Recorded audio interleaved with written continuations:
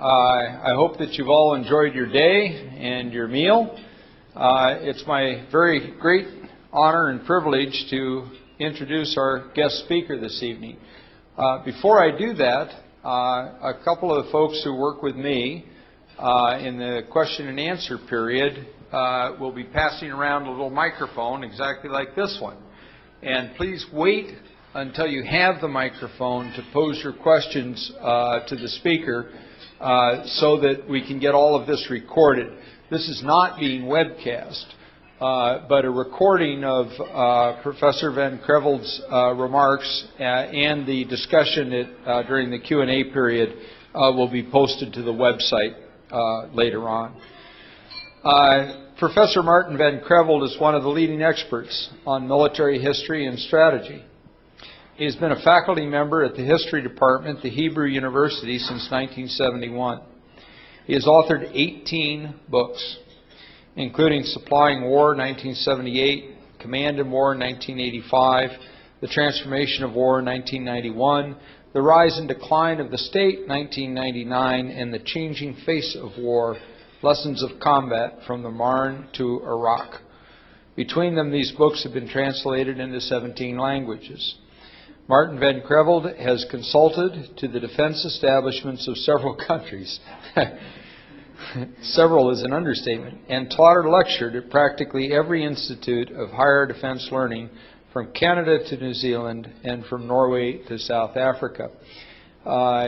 Two personal notes very briefly. I was commissioned into the infantry in the United States Army in 1972, and I served for 30 years. And I have to say that even though I had had a good education and I thought that I was a pretty intelligent guy, that I inherited, as a virtue of my work, all of the biases that go with that position. One of which was to look with askance on everybody in the logistics profession. I thought that it was our job to fight the war and it was their job to get us the stuff we needed on time. And that was all there was to it. And Martin Vancreveld's first book that achieved a great deal of notoriety was Supplying War, which I read as a young officer in the advanced course in 1978. And I remember it was the first thing that I had read that made logistics relevant to me and interesting to me when he talked about the mobilization of the German army and the difficulty of moving beyond the railheads, all the mobilization plans that were dependent on the rail networks, but you could only move so fast beyond those railheads, and so he demonstrated that the deployment of the German army, even though the technology had changed profoundly between the 20th century wars, was not fundamentally different than the logistical constraints on Napoleon 100 years earlier. And it really made me interested in that subject and was part of my professional and intellectual maturation. And for the rest of my career, I tried, sometimes unsuccessfully, to tamp my biases. And so it's a real thrill for me personally to be in the company of such a distinguished author and one who has affected my own professional outlook. The other thing I'd have to say is Martin Vancreveld, in such high demand and with so many people that would like to have his attention and like to have him doing things, flew from Israel, I think yesterday, with his lovely wife, who's with us, and is returning tomorrow. He came for the specific purpose of talking to all of you. And what an honor that is to every one of us here tonight. And so, Professor Vancreveld, it's a great honor and privilege for me to introduce you as tonight's keynote speaker.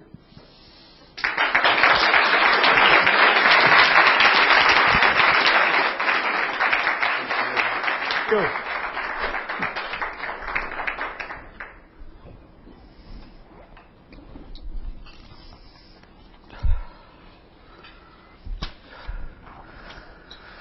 Thank you, Paul, if I may call you Paul, for those very kind remarks. I'll try to earn my dinner by singing for you. Ladies and gentlemen, good evening. It's my job, I suppose, to keep you awake after dinner. And that is, again, my good luck. Because too often they make you speak not after, but during dinner. Which means that everybody gets to eat except you. So thank you very much for arranging things in this way. Now, my subject for today is war and technology. And this again presents a problem. Because you see, everybody is talking about it all the time. War and technology, technology and war, endless. And that sometimes makes me feel like the ex-husband of Elizabeth Taylor.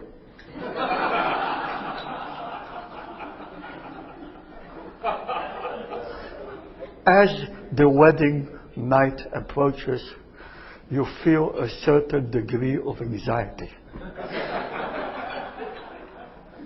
You know what you have to do, but how on earth do you make it interesting?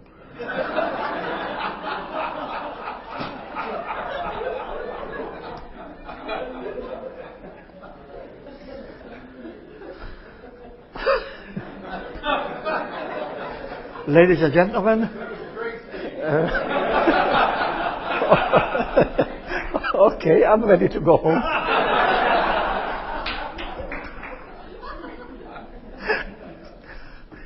Ladies and gentlemen, war and technology have always been linked very closely. And in fact, I would argue that probably without technology there would be no war. So it is not only about the forms of war, about the ways in which it is waged, that we are talking tonight. It is the link between those two phenomena, technology and war. And again, my argument would be that without technology, not only would war be very different, but there would be no war. Because you see, ladies and gentlemen, as human beings, as a species of animals of the kind that we are actually not very well equipped for killing each other.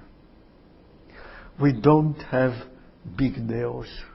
We don't have any particularly strong teeth. Our strongest weapon would be our arms, with which we can punch. But punches, although they can hurt, rarely kill, as we all know. Furthermore, there are very few, if any, of us who are so strong that unarmed they could permanently take on and overcome more than at most 2 and 3 others. In this sense, as Thomas Hobbes wrote some 360 years ago, we are all fairly equal.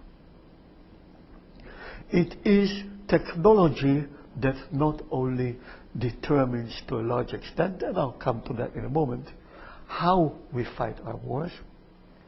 It is technology that makes war possible. Without technology, even primitive technology in the forms of sticks and stones, there might be fights, there might be scuffles, somebody might try to choke somebody else, but war as we understand it, war in the sense of a contest, a deadly contest between groups of people, such war would be almost impossible. Now, we are always being told that technology shapes present-day war, and that modern war is completely dominated and permeated by technology. And I would like to contest that point too. I would argue that, contrary to the common wisdom, technology is no more important now than it has ever been. Present-day technology, in the form, let us say, of tanks and aircraft and submarines and missiles and computers, does a lot to help determine the forms and shapes and ways of modern war.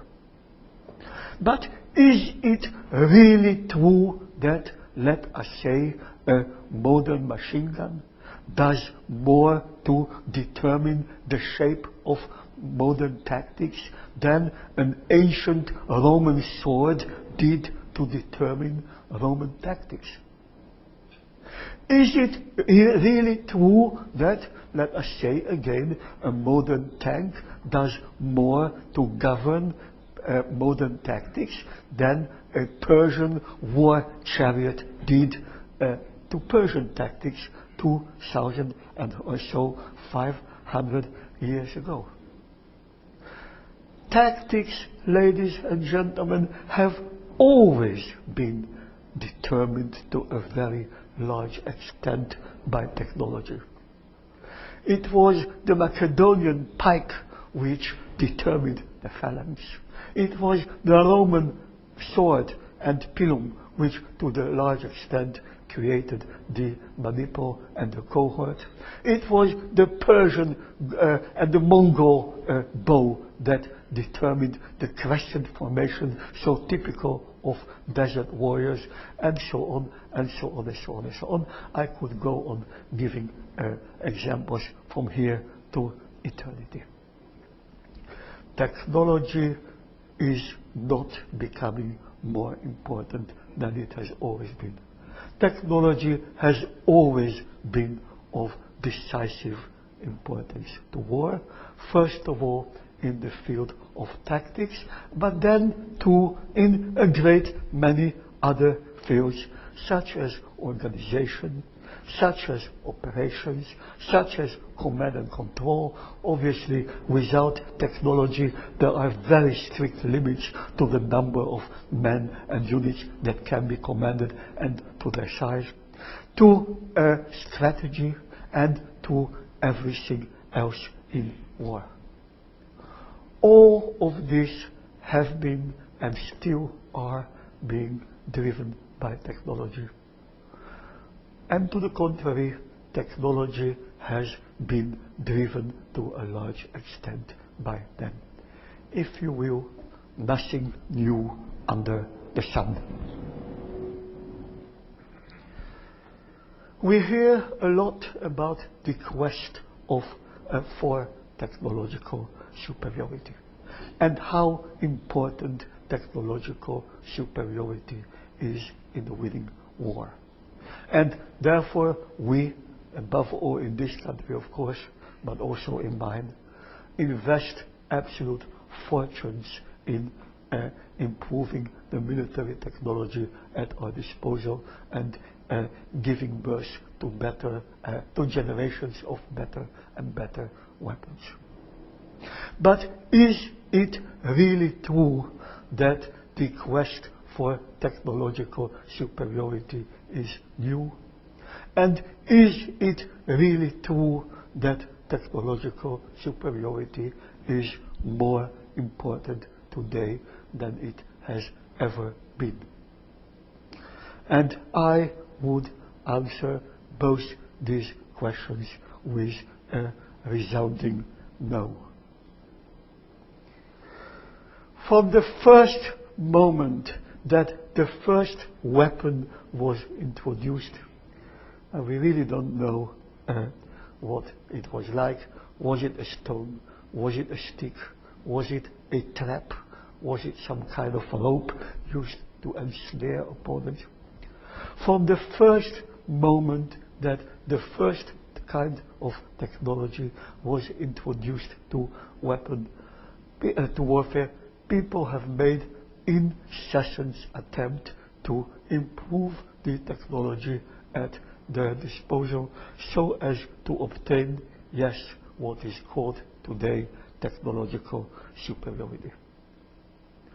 The flint blades of the Stone Age were replaced by copper ones, and copper blades were replaced by bronze ones, and bronze blades were replaced by iron ones, and iron blades were replaced by steel ones, and so on in a process that started presumably when just after we human beings got off the trees and started living on the savannah.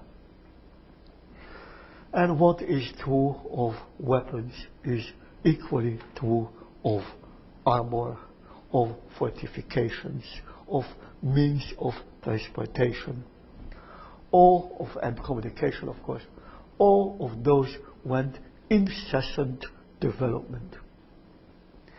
The development might be rapid, it might be slow, it might lead in all kinds of strange directions, it might be more or less constrained by available resources.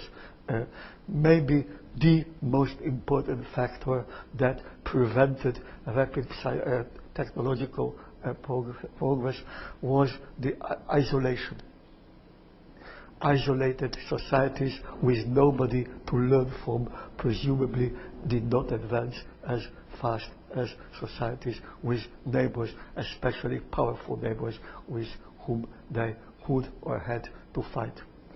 I think there is a kind of Darwinian logic that governs technology as well as so many other things.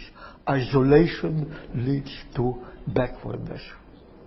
So progress was not even at different places, nor did it always proceed at the same speed. But us being humans and war being what it is, very often a question of either you win or you don't, you lose your life. Technological progress and the quest for it have always been there. Probably from the moment that the first technological improvement was made, in fact, certainly from the moment that the first technological improvement was made, the object was victory. There is, ladies and gentlemen, a very close link, I think, between war and play. And this is, in fact, one of the topics which I handle in a book which I just finished and which is going to be published by Random House next year, called The Culture of War. Still, on the whole and in the long run, the quest for technological superiority in war and elsewhere did not arise simply out of curiosity. It grew out of the need to win. The idea was always that better weapons would lead to victory, or else few people, if any, would have invested such huge amounts of time, effort and money in improving military and of course other technologies. In fact, however, this dream, this quest of achieving military victory by means of technology, and certainly by means of technology alone, was rarely attained. You might indeed recall the famous verse by Hilaire Belloc, written around 1900, just after the Battle of Omdurman, which said something like, "When everything is said, we've got the machine gun and they have not. And that, of course, was true.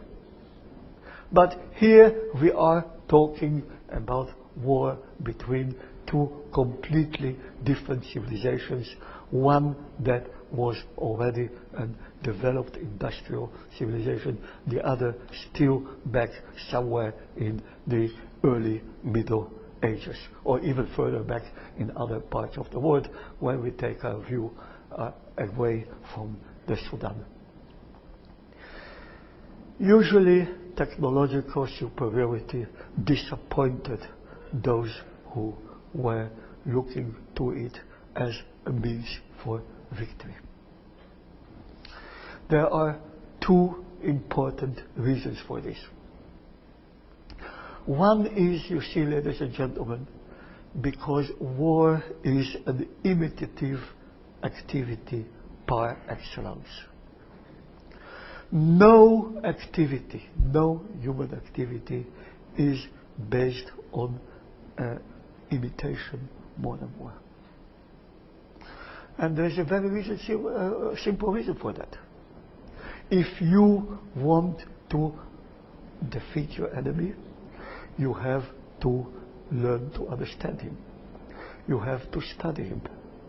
And once you start studying him, you will start learning from him and imitating him.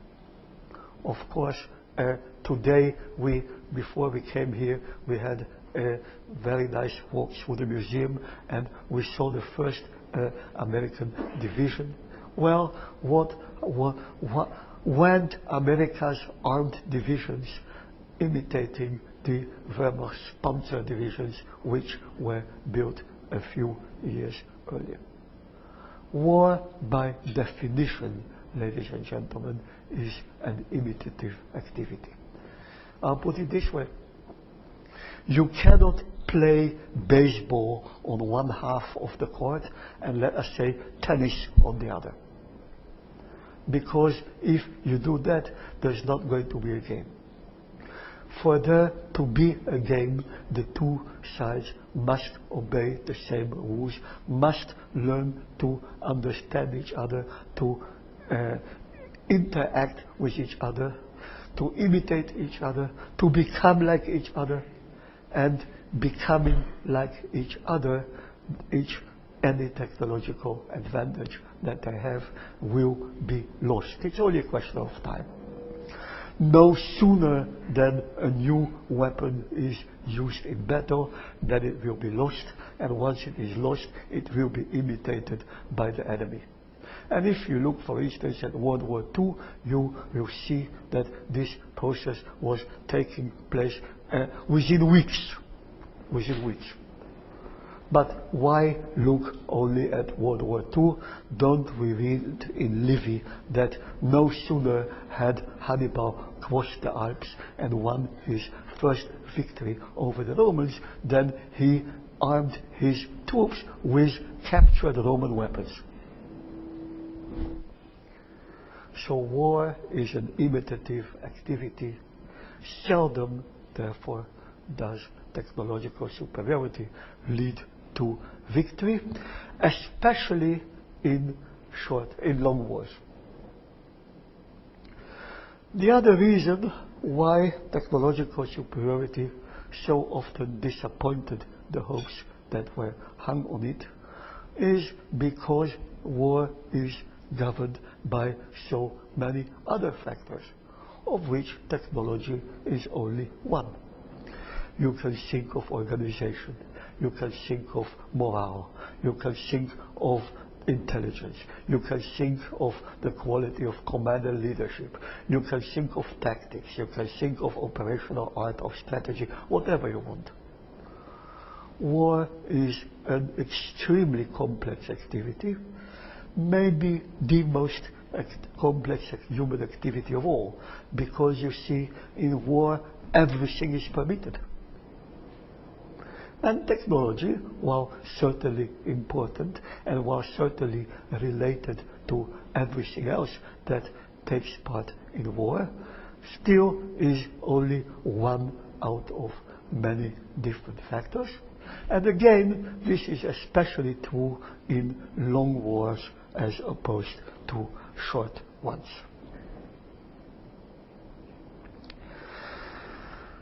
Now, my remarks up to this point, I think, would apply to almost any period in history that I can think of until 1945. On the 6th of August 1945, however, something decisive took place.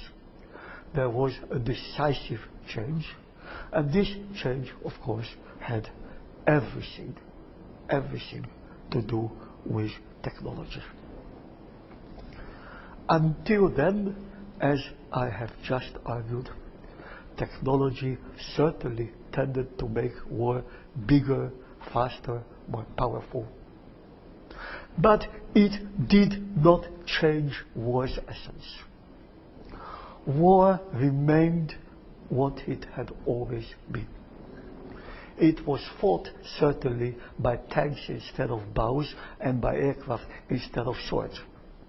But until the 6th of August 1945, technology did not succeed, or did not even try to change war's essence. Then, ladies and gentlemen, on the 6th of August 1945, there appeared, literally out of a blue sky, a technological development, the first one in history that had much greater impact. I am talking, of course, about nuclear weapons. I will not go into the details of nuclear theory and nuclear strategy here. There is a vast literature about it.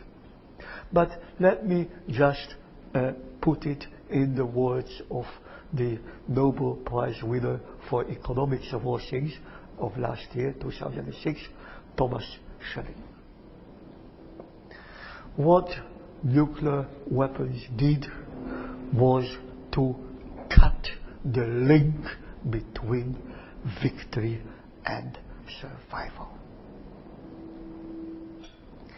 Many of us will have heard of the Macedonian, really, King Pyrrhus.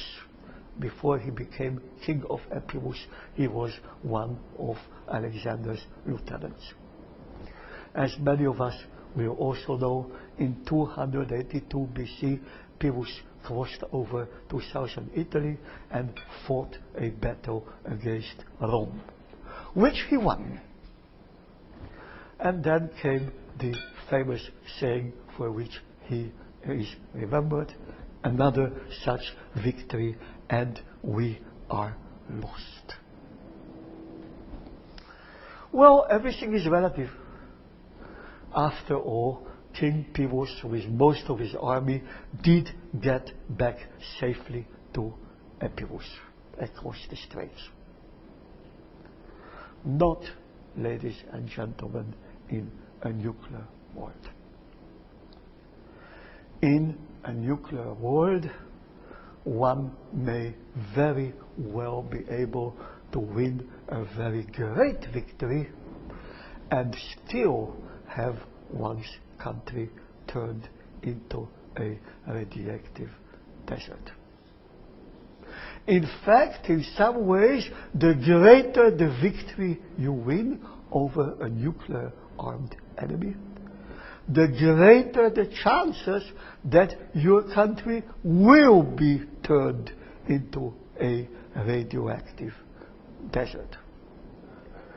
Because your enemy may either in despair press the button, or as his command and control system disintegrates around him, literally follow it. The greater your victory, the greater the danger that you will be vaporized, to speak with George Orwell. Looking back, it seems that the invention of nuclear weapons, that supreme technological achievement, was the most important turning point in the whole of military history, probably in history as a whole.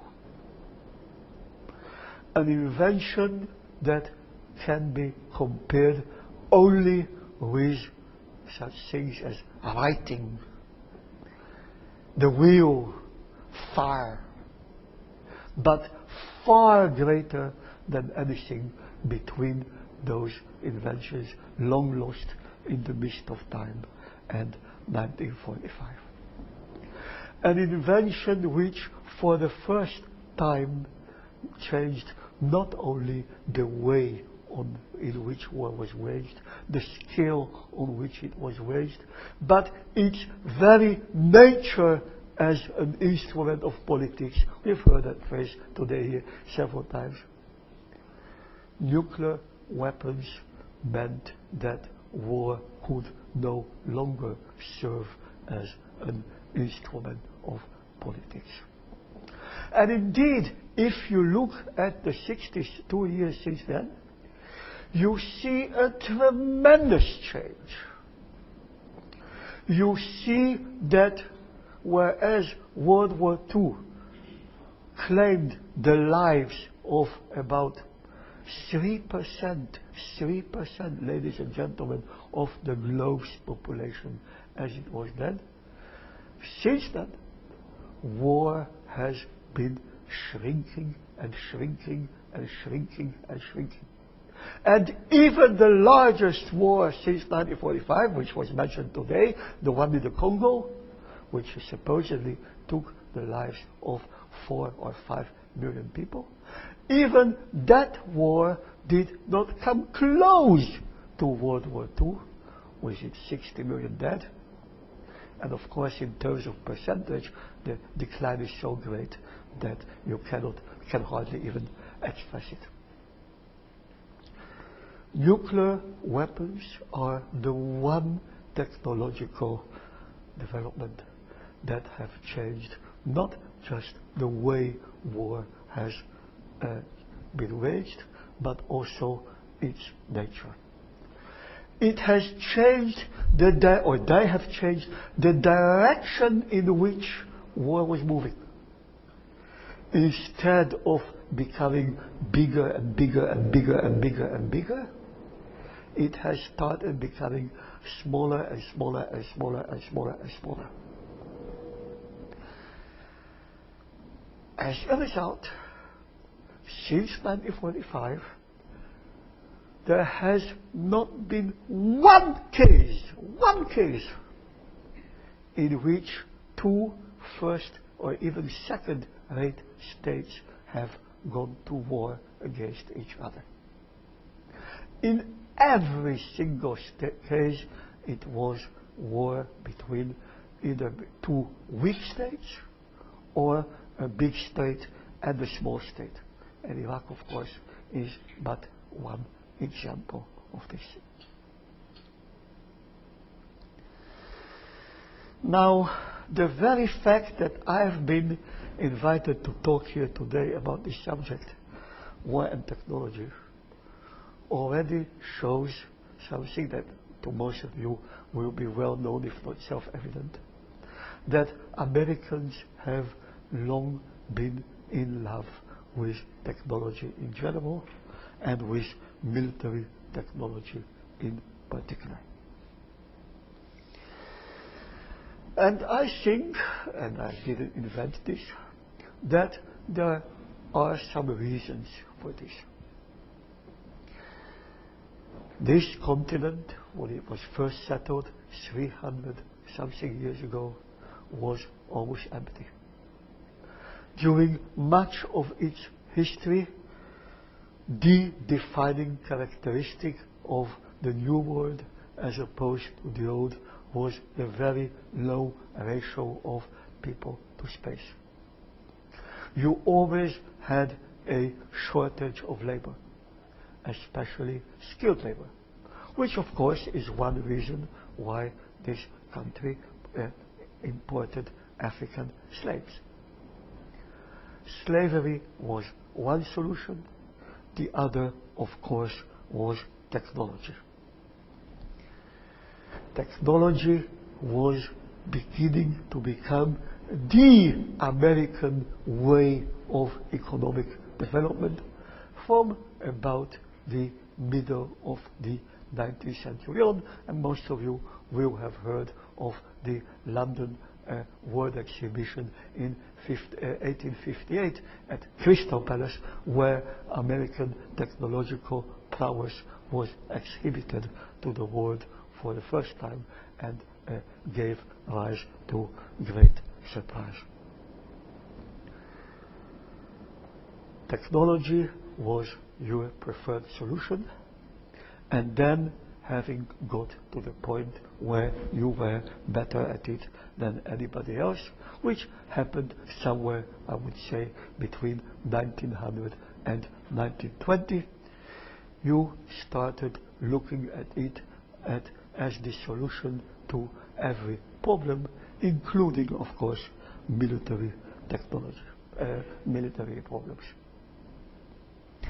Especially since 1945, Americans and the American military have tended to look at technology as the solution to all the difficulties.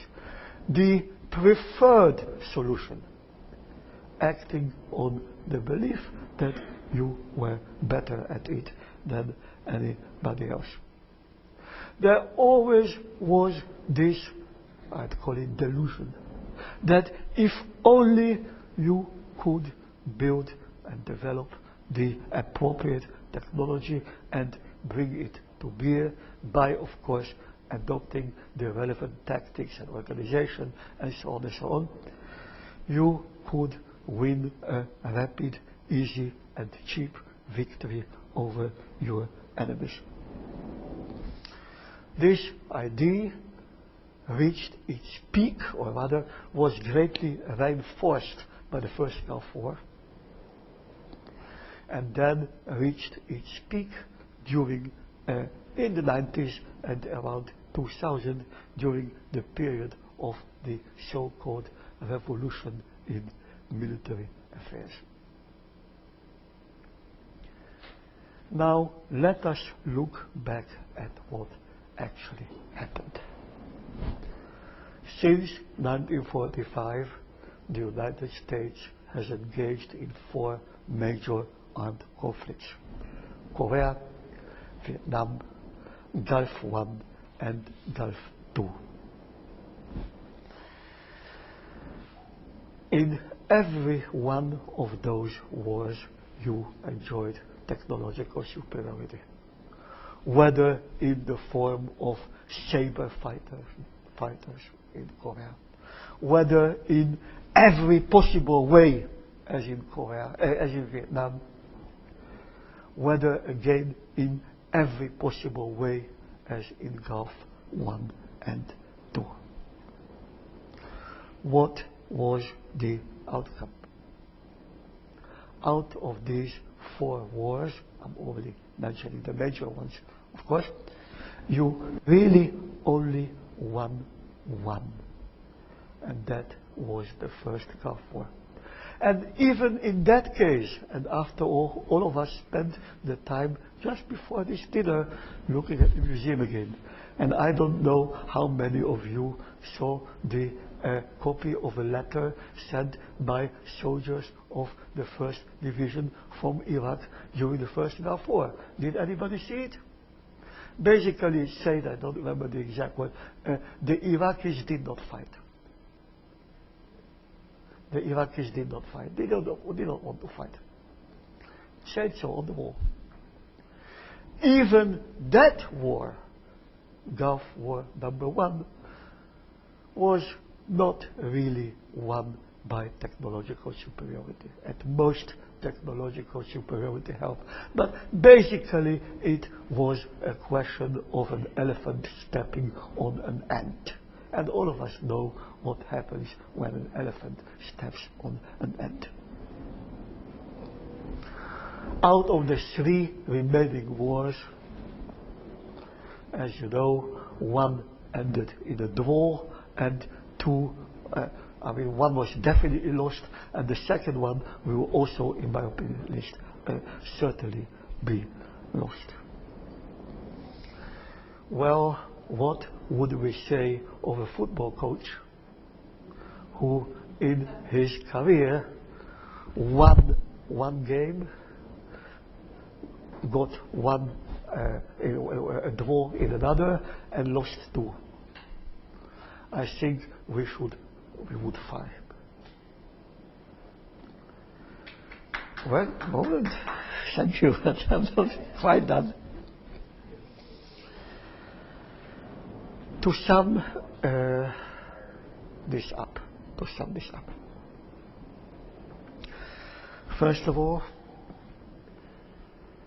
technology is not becoming more important. Technology has always been very important in and to war. Technology has always driven war, and technology has always been driven by war. Second, I would argue that throughout the millennia there has only been one technology that really made a difference, and that was nuclear technology. At least in my view, that is not going to be changed by the National Missile Defense, which was successfully tested yesterday. By the way, CNN gave some interesting figures. It added that 6 out of 10 tests had been successful. Am I to understand from this that out of 10 hydrogen bombs, only 4 would have gotten back? So, what does successful mean in this context, if it has any meaning at all? In this entire story, there has only been one really important technology, but it paradoxically has not strengthened the ability to wage war. It has been and still is weakening that ability as nuclear proliferation proceeded, and of course is still proceeding. And finally, the idea that technology can win war, particularly what is nowadays known as asymmetrical war, is a delusion, especially, although not only, an American delusion. And so I'd like to end this talk by asking, when will they ever learn? Thank you for your attention.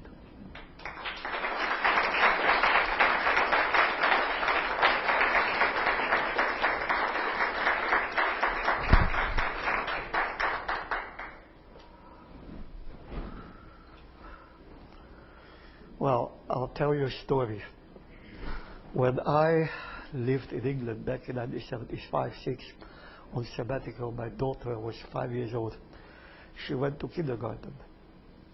And at that kindergarten, they had a wonderful method. At the end of the academic year, they put all the teachers to the wall in their bathing suits. And not far away, there were some pails of water with sponges floating in the water. And the kids were supposed to pick up the sponges and throw them at the teachers, presumably as a way of getting their own back. Here I am, throw your sponges.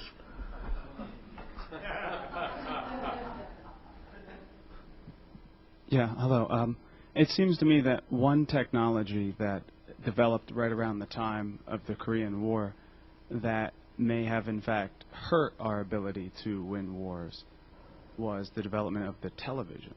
Of The television. You know, it seems to me that in a democracy such as America that the television plays an important role in our ability to wage war. Can you comment on the fact that the television became increasingly important during that time, more or less during the Vietnam War, but to some extent during the Korean War as well?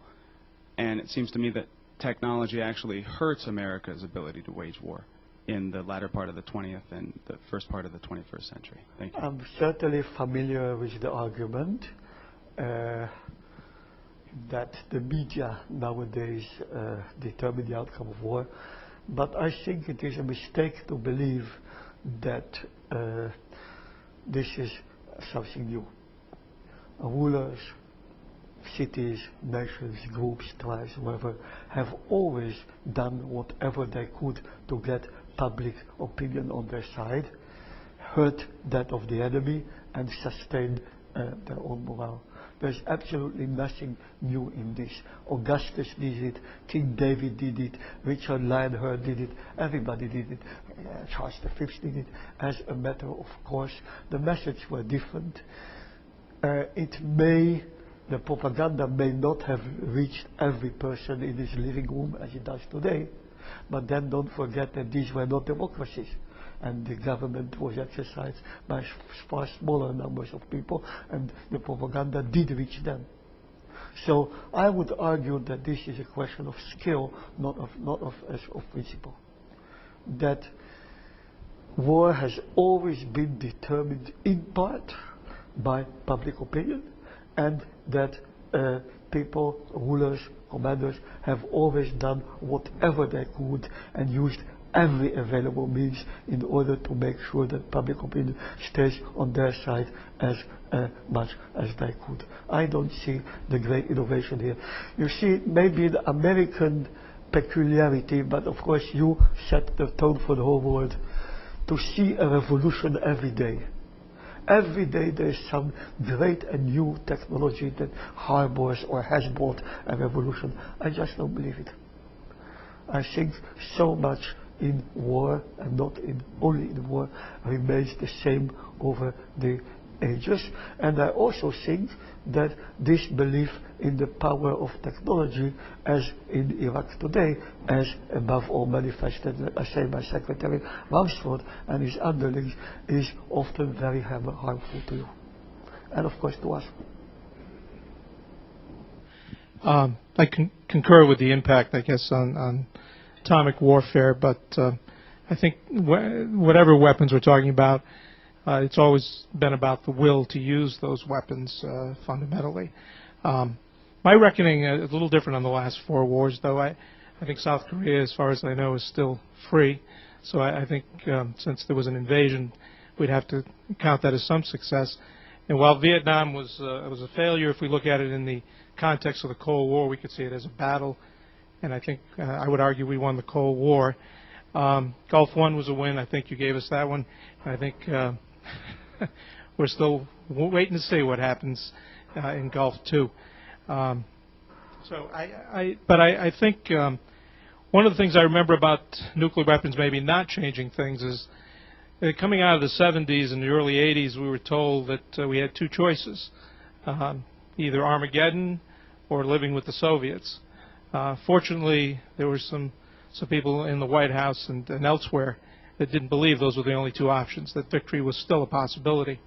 And not that it was, the U.S. doing alone. Certainly, there's a lot of support around the world, but in the end, those, I guess to make your point, the 50,000 Soviet tanks that sat in Eastern Europe, we're not the only country, I guess, maybe fixated on technology. I know the arguments about Korea, about Vietnam, and about the end of the Cold War. And I won't even try to disagree with you. It all depends on where you put the limit, you see. Surely you agree with me that even if politically Korea was not a defeat, militarily it was at best a draw. And while technology had something to do with it, it was only a very small part of the story. You might compare it to concentric circles. At the center there is technology, then you have military affairs, then you have politics. The further away from the center you go, the less important technology. So yes, I grant your argument, but I would say it has little to do with technology. The same is, I think, true about Vietnam. In Vietnam, obviously, whatever victory, if it was a victory that you won in Vietnam, had nothing to do with technology. Had to do with changing world politics, changing world economy, 1,000 other factors, but not with military technology. American military technology in Vietnam was a total failure. If you look at how you ended up by hanging under your helicopters and escaping. Okay? The same is true, I think, for the end of the Soviet Union. Okay? You might argue, although contrary is also arguable, that yes, the United States won the Cold War, but it had very, very, very little to do with its military technology, if only because the military technology was never used, was never war. So I would not agree with you. I would agree with your initial statement, but not with the picture of as a whole. I would not agree that any of these conflicts, to the extent that they were won by anything, that military technology played an important part in those victories, if there were victories. Let's go to Professor Codavia, and then we'll try to alternate from the left side of the room to the right side of the room between the two microphones so that everybody gets who wants to ask a chance. Sir? Your argument that technology has always been important but has never determined the outcome of war is, I think, self-evidently true. You hinted at the fact that that even the destructiveness of war is not primarily dependent on technology, that it is primarily dependent on intention, on the way in which technology is used, on the intentions, strategies, etc., of the combatants. All of that is self-evidently true, it seems to me. However, one part of your talk could have been, and in fact was made, rather the essence of it was made in a book written in 1945, which you are no doubt familiar with, Bernard Brody's *The Absolute Weapon*. You stated that thesis as if almost exactly as Brody stated it in 1945. And did not mention the fact that it is a highly contested point of view, and that, for example, Herman Kahn in 1959 wrote what appears to many, including myself, to be a definitive refutation of that, and that in fact the not only technological advances in the employment of nuclear weapons, which have made them ever smaller and ever more accurate, ever more usable, but the modes of employment of nuclear weapons have changed over the ages, and therefore that they are inherently terribly usable, and that the chances of countries being vaporized are precisely zero. You are back in the myths propagated by the movie On the Beach, which are scientifically simply impossible, out of the question, ridiculous. Now then, that having been said, you also know better. I mean, it appears to me that your remarks about missile defense and whether tests of a weapon that were successful 6 out of 10 times mean that in operation the thing would fail 4 out of 10 times. You know that that's not the case. I mean, clearly, this is not something that Martin Vancreveld would say seriously. You must have been joking. Am I correct? Only half.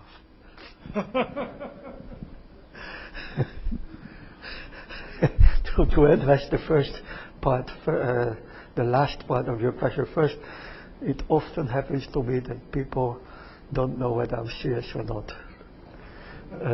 I'm not sure why that is, but anyhow. You're quite right, sir. I was using Bernard Brodie, and I see Bernard Brodie. The book is called The Absolute Weapon. Was published in 1946. At that time, he was a young lecturer in Columbia, and actually, everybody only quotes the first chapter, which is the important one, where he made precisely the argument that I made today. But he was much cleverer than I was, because he made it in 1946. He didn't have hindsight. Okay? He argued that from then on, nuclear weapons only would be the only thing you can do with nuclear weapons is to preserve the peace. You're quite right too. Not everybody agreed with him since. Among those who did not agree with him apparently were President Bush, who, as he came into office, was tried to rewrite national strategy doctrine in a way that would also foresee the use of tactical nuclear weapons against non-nuclear opponents. And he also started developing those weapons until Congress put an end to it. Okay, so yes, the thesis has remained very controversial. But you might also say 60-something years have passed. We now have over half a century experience with those weapons. If you look at what actually happened, Brodie was right. We may argue perhaps later, but please let me finish. In every single place that nuclear weapons made their appearance, large-scale warfare against or between their owners disappeared. I'll put it this way. World War II was fought by 7, 8, if you include China, so-called great powers. Out of those 8 powers, let me see, 7 had their capitals bombed, their capitals, okay?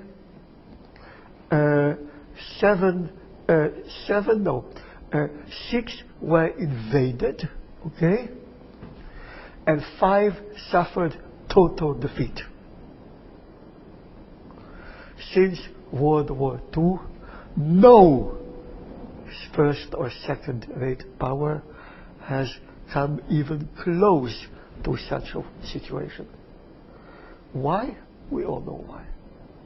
Because the link between victory and survival has been cut.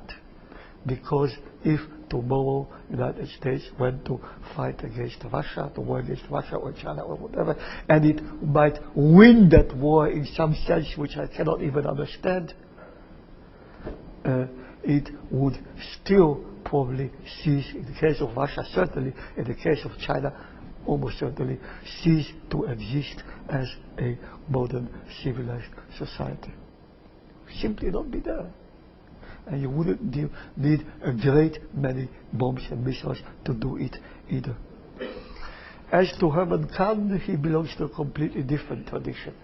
He did never say that it can or it cannot be done. All he said is, let's think about what will happen if there is a nuclear war, which I suppose is a more or less useful intellectual exercise. There is one point on which we do agree, however. There is no reason, and if I have been misunderstood on this, then I apologize. There is no reason to think that nuclear weapons will not be used. Okay? In fact, if we knew for certain that they wouldn't be used, then we could fight as much to our heart's content. Okay? This is precisely the point. It is the possibility that they may be used which is really keeping the world in existence. And all we can really do is pray and hope that this will continue to be the case. I point out only that it was Harold Brown in the Carter administration who formulated PD-59 that retargeted U.S. missiles for the actual fighting of nuclear war, not Bush. But I don't think it matters. frankly, I don't think it matters. I think 99% of nuclear strategy and the doctrines and the technologies that are based on it is just nonsense, right? Because the fact is MAD, right? Mutual assured deterrence. This is the fact. You can try and change it. Nobody so far has succeeded. Nobody so far has come close to succeeding. Let's hope this will continue in the future. But if you want to say that there is nothing to guarantee that there won't be a failure, then I agree with you perfectly. I think on this note we have the grist for That's a really happy note. wonderful and rich discussions on, frankly, a very, very, very important issue that our speaker and our questioners have raised on the issue of nuclear strategy in a rapidly proliferating world. And we will talk about that perhaps this evening and perhaps tomorrow some more. Professor Vancreveld, it's such an honor to have you here, and it was a fascinating discussion. Shall I start it all over again? It was a fascinating discussion, and we're honored to have you and your wife here. You've enriched us all and given us a great deal to think about. And on behalf of myself and the Foreign Policy Research Institute of Philadelphia, we thank you very much and are very, very grateful that you joined us here this evening. Thank you.